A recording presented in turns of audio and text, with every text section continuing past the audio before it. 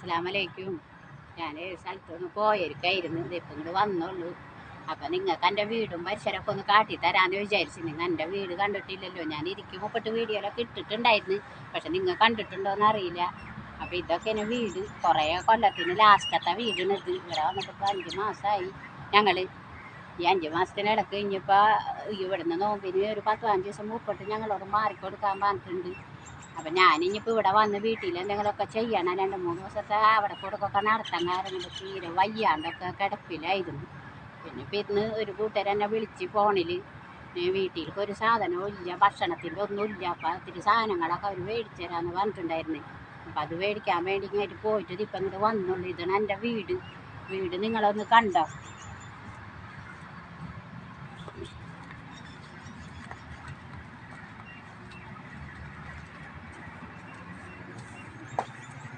കണ്ടില്ലേ? ഇതാണ് ഞങ്ങളുടെ അവസ്ഥകൾ.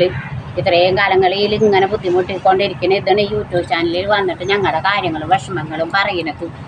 ഇല്ലാത്തവർക്ക് ഇല്ലാത്തതിൻ്റെ വേദനകൾ വിഷമങ്ങൾ അനുഭവിച്ചുകൊണ്ടിരിക്കുക തന്നെ നമ്മൾ.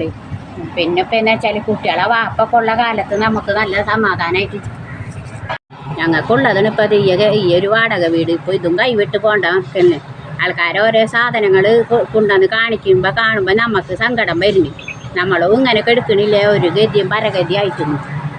നമുക്കൊന്നുമില്ലത്. ഈ കാട്ടിൽ ഇങ്ങനെ ഒരു വാടക വീട് ഇങ്ങനെ ഉണ്ട്. അതും ഇപ്പോൾ പോണ്ട മട്ടത്തിൽ നിൽക്കും. ഇതൊക്കെയാണ് ഞങ്ങളുടെ അവസ്ഥകളൊക്കെ. ലാസ്റ്റത്തെ ഒരു വീട്ടിലാണ് ഇപ്പം ഈ നിൽക്കുന്നത്. നമുക്ക് വാപ്പയോ ഉമ്മയോ ആങ്ങളന്മാരൊക്കെ ഉള്ള ആങ്ങളൊക്കെ ഉണ്ടെങ്കിൽ നമുക്ക് നമ്മുടെ സങ്കടങ്ങൾ പറയാം. ഇതിപ്പോൾ ഒരു ബന്ധക്കാരും സ്വന്തക്കാരും നമുക്ക് പറയാനും പിടിക്കാനും ഒന്നുമില്ല. റോട്ടിൽ ഇപ്പോൾ റോഡും പക്കത്ത് ചെന്ന് കിടക്കേണ്ട അവസ്ഥയിലാണ്. ജീവിക്കാനും ഇല്ലൊരു മാർഗം. ഇതുകൊണ്ടൊക്കെ തന്നെയാണ് ഞാനിപ്പോൾ ഈ യൂട്യൂബ് ചാനൽ തുടങ്ങിയതും വന്നതും നിങ്ങളെരിയത്ത് സങ്കടങ്ങൾ പറയാൻ തുടങ്ങിയതും. ഉള്ളവർക്ക് എല്ലാം വാരിയും കോരും കൊടുത്തോണ്ടിരിക്കുന്നുണ്ട്. നമ്മളെപ്പോലുള്ള വെള്ളം കുടിക്കാൻ പാകമില്ലാത്തവർ നമ്മളൊക്കെ കഷ്ടപ്പെടുത്തിക്കല്ലാണ്ട് വേറെ എന്താ ചെയ്യുക? വിഷമിച്ച് ഇങ്ങനെ കണ്ണീരൊഴുക്കിയിരിക്കും. ഇപ്പം അതിപ്പോൾ യൂട്യൂബിൽ കയറിയ പിന്നെ 2-3 കുറച്ച് പേരൊക്കെ എന്നെ വിളിക്കുന്നുണ്ട്. എന്തെങ്കിലുമൊക്കെ ആയിട്ട് ഇങ്ങനെ പാത്രങ്ങളും സാധനങ്ങളും ഭക്ഷണം മേടിച്ചെന്ന്. ഇന്നലെ ഹോട്ടലിൽ കൊണ്ടുപോയി ഭക്ഷണം കഴിച്ചിട്ടില്ല എന്നിട്ട് ഭക്ഷണം മേടിച്ചെന്ന്. അതേപോലെ ഇപ്പോൾ ഈ സാധനങ്ങൾ വീട്ടിലേക്ക് ഒന്നുമില്ല. ഒരു കുളിക്കാൻ പോലും ഒരു സോപ്പ് പോലും ഞങ്ങൾക്ക് വീട്ടിലേക്കില്ല. അത്രയ്ക്ക് അവസ്ഥയാണ്. നിങ്ങൾക്ക് ആർക്കെങ്കിലും സംശയമുള്ളവർക്ക് ആർക്കായാലും വന്ന് കാണാം മക്കളെ, അന്വേഷിക്കുക മക്കളെ. എല്ലാ കാര്യങ്ങളും നിങ്ങൾ വന്ന് അന്വേഷിച്ചോ. ഞങ്ങളുടെ അവസ്ഥകളും കാര്യങ്ങളൊക്കെ ഇത്രയും ഇങ്ങനെയൊക്കെയാണ്. അതുള്ള കാലത്തൊന്നും ആരെയും ബുദ്ധിമുട്ടിക്കാൻ പോയിട്ടില്ല. ഇപ്പം നമുക്ക് തീരെ ഇല്ല. ഇല്ലാത്ത പാവങ്ങൾക്കും പണിയെടുക്കാനാവുന്നില്ലാത്തവർക്കും ഗത്യന്തരം ഇല്ലാത്തവർക്കും അർഹതപ്പെട്ടവർക്കൊക്കെ പഠിച്ചവന് എന്തെങ്കിലും സഹായിച്ച് കൊടുക്കണമെങ്കിൽ വളരെ ഉപകാരമായി.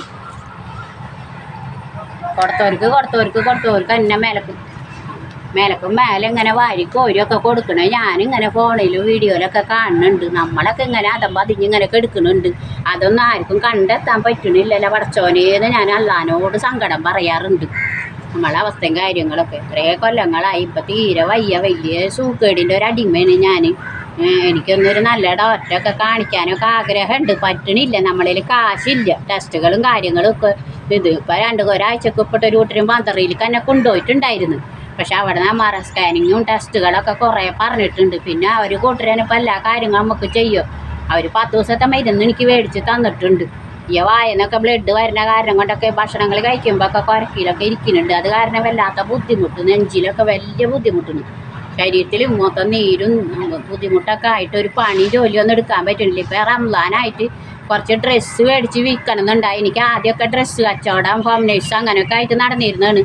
ഇപ്പോൾ നെയ്റ്റി സാധനങ്ങളൊക്കെ കുറച്ച് കിട്ടണമെന്നുണ്ടെങ്കിൽ വീട്ടിലിരുന്ന് തന്നെ ഓൺലൈൻ ബൈക്കൊക്കെ വിൽക്കുക എന്നുള്ളൊരാഗ്രഹം മനസ്സിലുണ്ട്. പണിയെടുക്കാൻ തന്നെയാണ് ആഗ്രഹം. പക്ഷേ ഈ ഡ്രസ്സ് കൊണ്ട് ഇങ്ങായിട്ട് കെട്ടിച്ചോന്ന് നടന്ന് വിൽക്കാൻ എനിക്ക് പണ്ടത്തെ പോലെ പറ്റണില്ല. ബസ്സിലൊക്കെ കയറി കൊണ്ടുപോകാൻ. അപ്പോൾ വീട്ടിൽ തന്നെ ഇരുന്ന് നടന്ന് വിൽക്കാന്നുള്ള ഒരു രീതിയിലാണ്. അപ്പം വീട്ടു സാധനങ്ങളൊന്നും വീട്ടിലില്ലാത്ത ഒരു നേരത്തെ ആഹാരത്തിൻ്റെ എങ്കിലും ചിലവുകൾ കഴിയുമല്ലോ എന്ന് വിചാരിക്കുന്നുണ്ട് മനസ്സിൽ. അങ്ങനെയൊക്കെ കണക്ക് കൂട്ടിയിരിക്കണം. അതിൻ്റെ ഇടയിൽ ഇപ്പോൾ ഈ വീട് മാറിക്കൊടുക്കാൻ പറഞ്ഞോടുകൂടി അതുകൊണ്ടും വല്ലാത്തൊരു വിഷമം.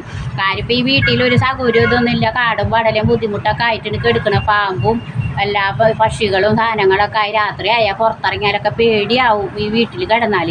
എന്നാലും നമുക്ക് രാത്രിയാകുമ്പോൾ ഒന്ന് തല ചായ്ക്കാനോ ഒരിടം വേണ്ടേ? അതില്ലാണ്ടാവണിപ്പോൾ ഒരു മാസം അങ്ങോട്ട് കഴിഞ്ഞാൽ ഇപ്പോൾ ഇതങ്ങോട്ട് മാറിക്കൊടുക്കണം.